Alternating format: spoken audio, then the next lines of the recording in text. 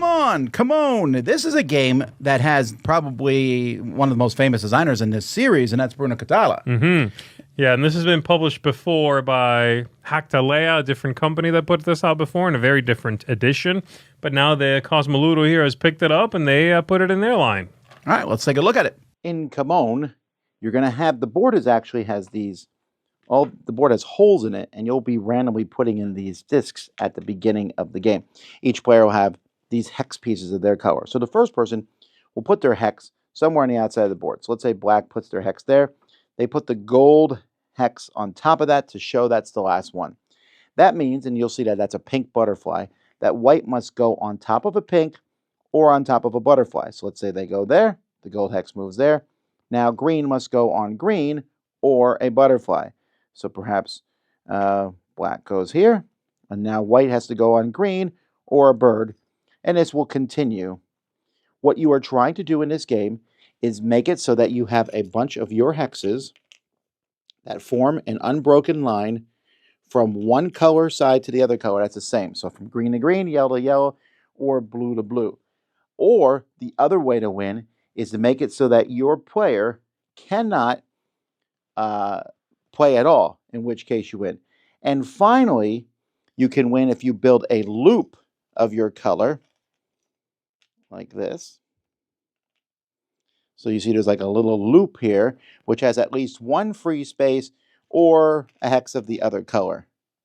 If you do one of those things, you win. Oddly enough, I like Cosmoludo's production, but the one thing I don't like about this one is that there's those holes in the board.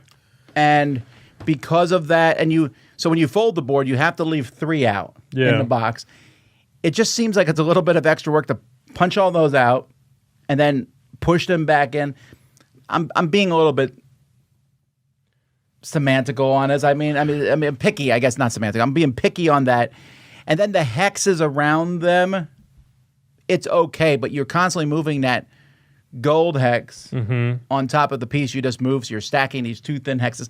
I just didn't love the pieces of this. Well, and the pieces in this one, even after a piece has been committed to, like even after you put a piece around one, you still see the symbol, right? I mean, it shines. No, that's through. good. You do need to see the symbol. Not after you've taken that place. Well, I need to know where the next player is going to go. You need to see the last one you've been to. Right, but I think, I like the componentry here better than the previous edition. In the previous edition of this, you would randomly put out discs everywhere. They sat on top of the board, not punched into it like in this one. But then when you took a place, you would replace that disc with your own fully solid piece. And just this one is, hey, opponent, this is the one you need to cover. Oh, that might be easier. And I no longer have to think of a piece if it no longer is relevant. The board shrunk, like visibly shrunk. In this one... That's true. It doesn't cover them up, so you still see them. Right. In this one, you still see them. Like, I'm getting a lot of information I no longer need to see. So this is similar to an abstract game I love called Kami-Sato, where in that game you have pieces that move kind of like queens, and you move to a color, and whatever color you move to the opponent, that's what they move. Yeah. Fascinating idea. I like that idea here, but unfortunately for me in this game, you move and it's the color or the symbol. The symbol is not readily apparent. The color I can go boom, boom, boom. The symbol, and it's also not a straightforward thing. I'm trying to make a line or a loop, which is weird. Yeah. Or make it so you can't play. It's right, 2 sides. Yeah, connect 2 sides, make the loop, or make it so you can't play. And honestly, making the opponent can't play is the easiest one for me to visualize. Like if I go here, you can only go to one of those 2 spots. And if you go to that spot, then I go here and then you're done. You can't go anywhere. And the forming a lot, it just feels like there's one concept too many here. Okay. And so I don't love this one. Yeah.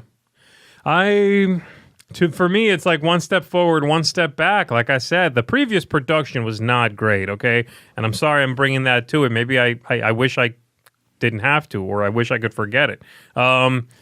But the previous production was this sort of very strange. All the pieces were made of like this dense foam with printing that was real fuzzy because it was printed on foam.